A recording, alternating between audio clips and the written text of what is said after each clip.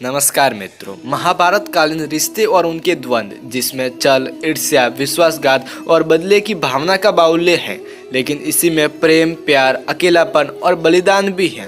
आओ जानते हैं कि कर्ण और भगवान श्री कृष्ण के संबंधों को लेकर कुछ 5 महत्वपूर्ण बातें। तो प्रथम रोचक बात यह है कि भगवान श्री कृष्ण के भाई थे कर्ण। कुंती पुत्र कर्ण एक महान योद्धा था जो कौरवों की ओर से लड़ा था।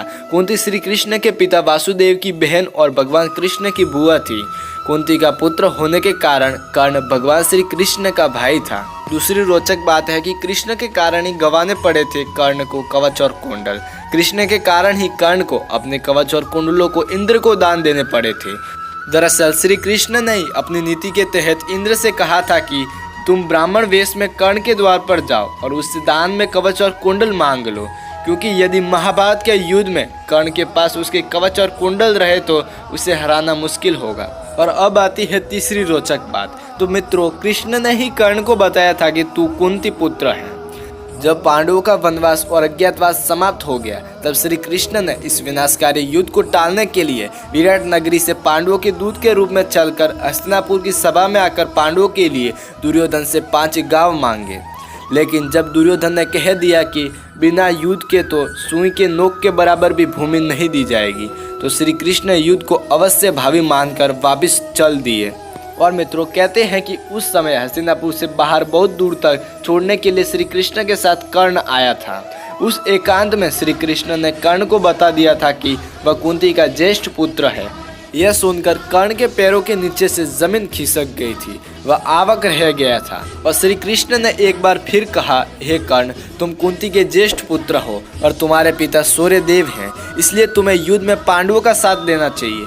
कर्ण को इस सत्य का पता चला तो नीति मर्मज्ञ कर्ण ने तब नीतिकार कृष्ण को जो कुछ कहा था वह बड़ा ही मार्मिक है और उस दानवीर के प्रति श्रद्धा का भाव पैदा करने वाला है। उसने कहा, हे मधुसूदन, मेरे और आपके बीच में जो ये गुप्त मंत्रणा हुई है, इसे आप मेरे और अपने बीच तक ही रखें, क्योंकि यदि जितेंद्रिय धर्मात्मा राजा युधिष्ठिर यदि इस सत्य को जान लेंगे कि मैं कुंती का बड़ा पुत्र हूँ, तो वे राज्य ग्रहण नहीं करेंगे।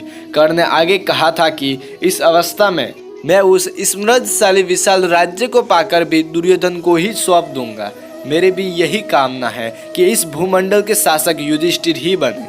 और मित्रों, अब आती है अगली रोचक बात। तो युद्ध के 17वें दिन शल्य को कर्ण का सारथी बनाया गया।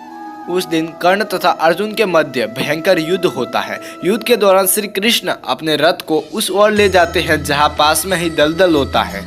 कर्ण का सारथी यह देख नहीं पाता है और उसके रथ का पहिया उस दलदल में फंस जाता है। रथ के फंसे हुए पहिए को कर्ण निकालने का प्रयास करते हैं। इसी मौके का लाभ उठाने के लिए श्री कृष्ण अर्जुन से तीर चलाने को कहते हैं। बड़े ही बेमन से अर्जुन असहाय अवस्था में कर्ण का वध कर देता है। इसके बाद कौरव अपना उत्साह खो बैठते हैं, उनका मनोबल टूट जाता है। फिर शल्य प्रधान सेनापति बनाए जाते हैं, परंतु उनको भी युधिष्ठिर दिन के अंत में आते आते मार देते हैं। और मित्रों, अब आती है 5वीं अंतिम रोचक बात कि कृष्ण ने ली थी कर्ण की परीक्षा। तो मित्रों, कहते हैं कि कर्ण जब अंतिम सांसें ले रहे थे तब भगवान श्री कृष्ण ने उनकी एक अंतिम परीक्षा ली। वे उनके पास पहुंचे और कहा कि तुम एक दानवीर हो, क्या मुझे कुछ दान दोगे?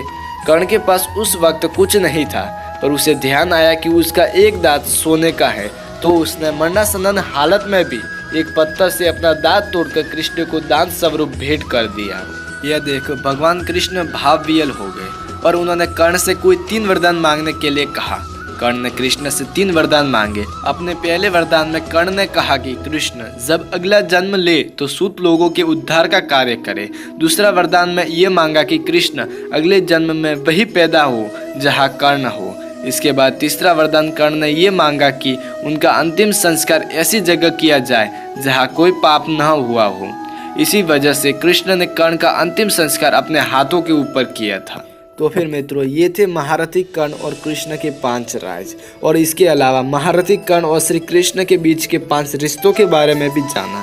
तो फिर मित्रों, आशा करता हूँ कि आपको हमारा ये वीडियो पसंद आया होगा।